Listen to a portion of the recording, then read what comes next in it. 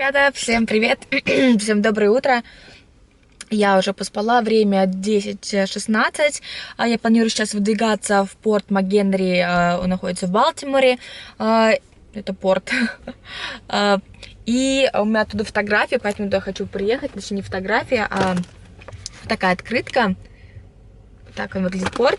И пока что у меня такой план: доехать туда, попускать дроны, посмотреть, как там красиво сверху будет, и поехать в столицу штата Аннаполис, и там просто побродить по городу. Таков мой план на сегодня. Посмотрим. Сегодня самый теплый день, по крайней мере, будет в Аннаполисе. Там, по-моему, 8-9 градусов тепла максимальный, и минимальный там, по-моему, градусов 5, что тоже нормально. И пока что я, в общем, буду в пути. Итак, я приехала в порт Мак Генри, значит, время 11:10, я сейчас буду заходить, здесь парковки вообще нет, я припарковалась вон там, но не факт, что там вообще можно парковаться на самом деле, поэтому я такая, возможно, я заплачу тикет за парковку, но никаких указаний нет, ну ладно, там еще закрытая зона, короче, и идем в порт Мак Генри.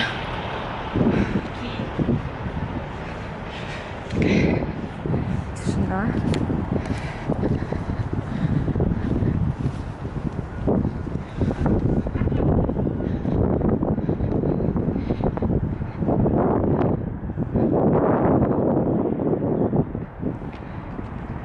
Почему я сюда не проехала? Вопрос, подождите.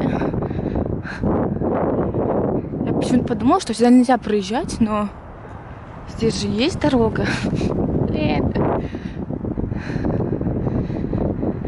Есть дорога и парковка для машин. Наверное.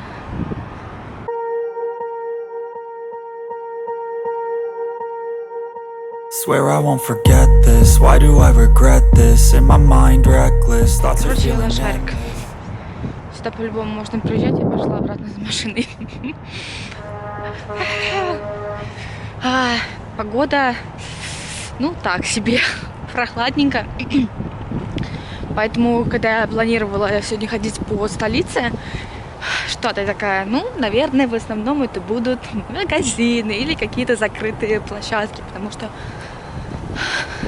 несмотря на то, что я, в принципе, хорошо одета, мне как бы, ну, когда я полностью так, знаете, в шапке, в капюшоне, с перчатками, не особо холодно, но, опять-таки, это не комфортные 20 градусов в январе-то, да? Блин, вот я лошарик, почему я не проехала? Ё-моё, надо же так выйти. Чуть попозже, через секунду. Здесь вот музей, то есть, ну, визитор-центр, куда мне обязательно надо зайти. И я припарковалась прямо перед этим центром. И вон там уже сам порт, видите, пушки, все дела. Это военный порт был. Сейчас пойду сначала схожу в этот... нет, наверное... Во-первых, я забыла дрон. Значит, сначала пойду в центр. Посмотрю, там, может, поставлю себе штампик, что я здесь была, и потом пойду уже туда. Надо не забыть дрон, хотя здесь дроны пускать нельзя, но, знаете, как говорится, нельзя, но когда очень хочется, то можно. Короче, зашла в это здание и поняла, что я все-таки сначала хочу сходить к самой достопримечательности, потому что даже если что-то покупать в музее, ну, как бы, мне кажется, лучше сначала увидеть, ну, какие-то интересные штуки, самые такое для себя запоминающиеся, потому что сейчас я, допустим, куплю одно, камера, и мне кажется, понравится на самом деле совсем другое, поэтому я беру дрон, это я говорю потише, потому что дроны по-английски дрон, и иду к самому центру. Блин, как я рада, что я сообразила на половине пути, что мне можно сюда припарковаться, на самом деле я прям... Какая-то умная мысль, где начинается хорошо. Здесь, конечно же, это не только здесь, как бы, ну, сам только порт. Это, ну, музей. Вообще военному, наверное, этому. Как бы... Омстед. Да. Вот.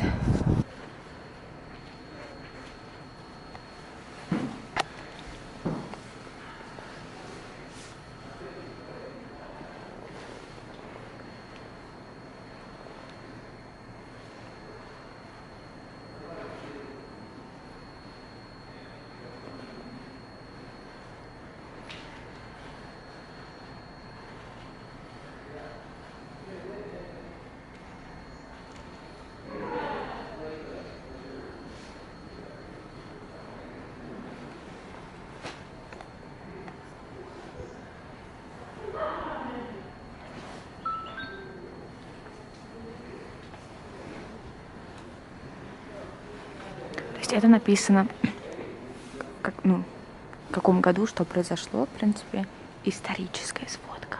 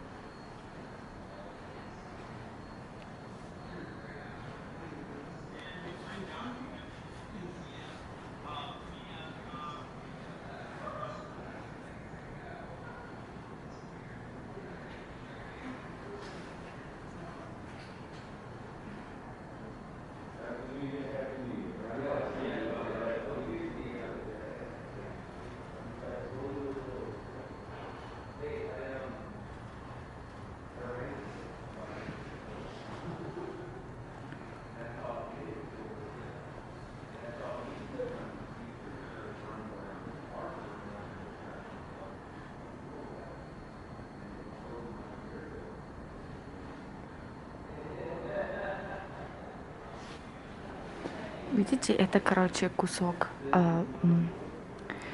флага, который висел в форте Мак Генри в 1814 году. И чтобы понять, как он по высоте, я даже не 6 футов. И здесь начинается кино.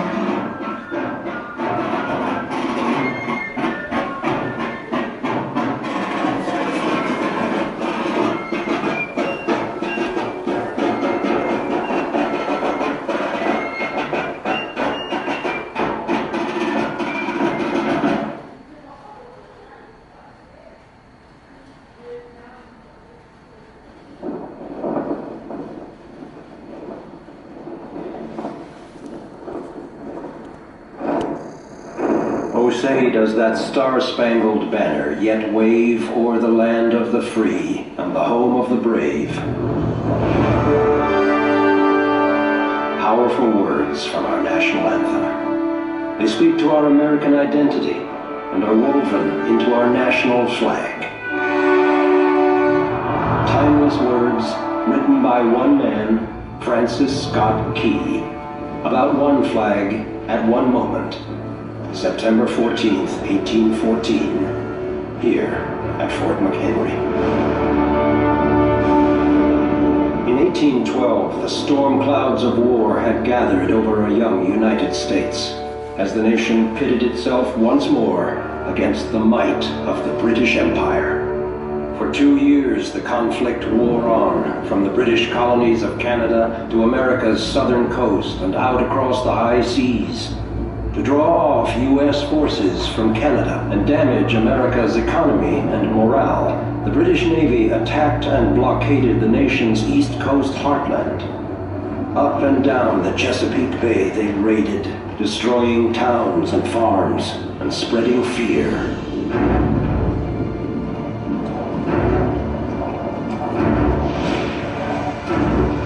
Then, in August 1814, disaster.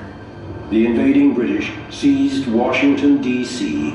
and burned the nation's capital. A citizen soldier of Baltimore spoke for many. Every American heart is bursting with shame and indignation at the catastrophe. And Baltimore hearts were also full of anxiety, for they feared they would be next.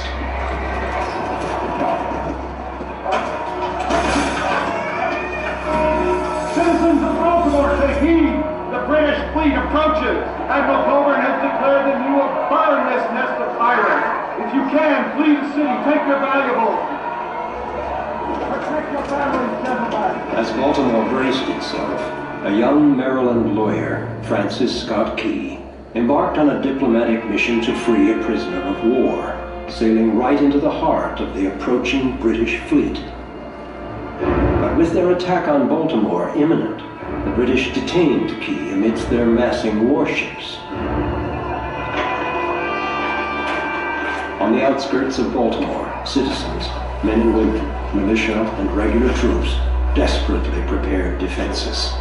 They dug almost a mile of earth entrenching and waited with bated breath.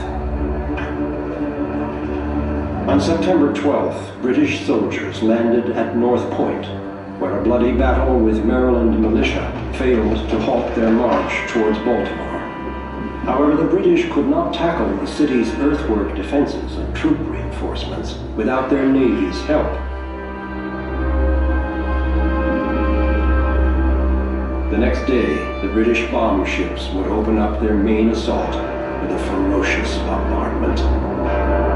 Their target, Fort Mchenry. They had to knock out the fort to bring their ships in range of the city. The fate of Baltimore now lay in the hands of the fort's defenders.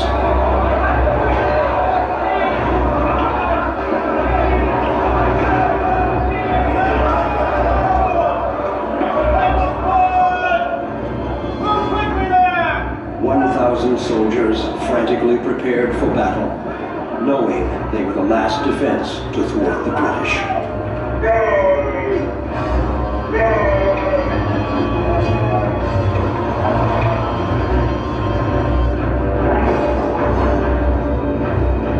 With the enemy in their sights, the men awaited the inevitable, a bombardment from the world's most formidable navy.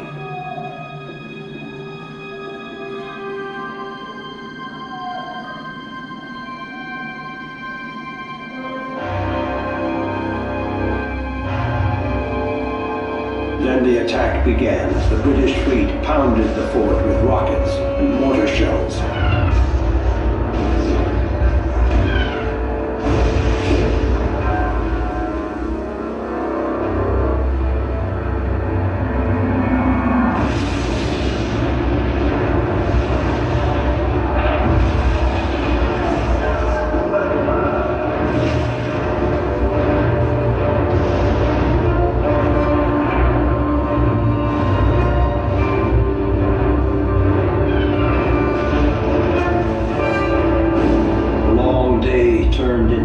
Soaked night.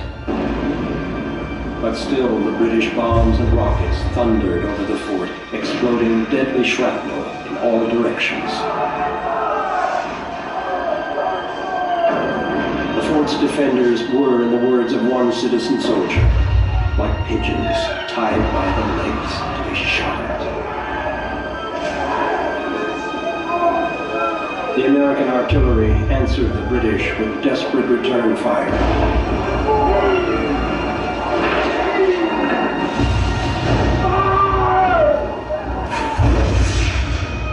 But would it be enough? Baltimore's citizens watched in panic through the night. One recalled, "The attack on Fort Mchenry was distinctly seen from Federal Hill, and from the tops of houses which were covered with men, women, and children."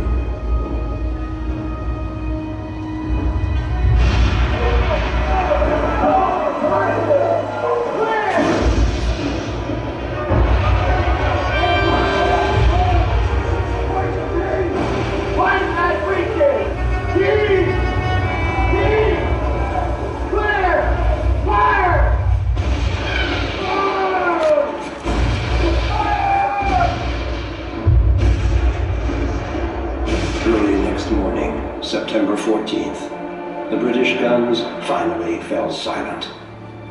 A huge flag was raised above the fort, but whose? Through the long night, Francis Scott Key had been forced to watch the bombardment from among the enemy fleet. Not at all. Nothing. Now, he strained to see the flag in the dawn's early light.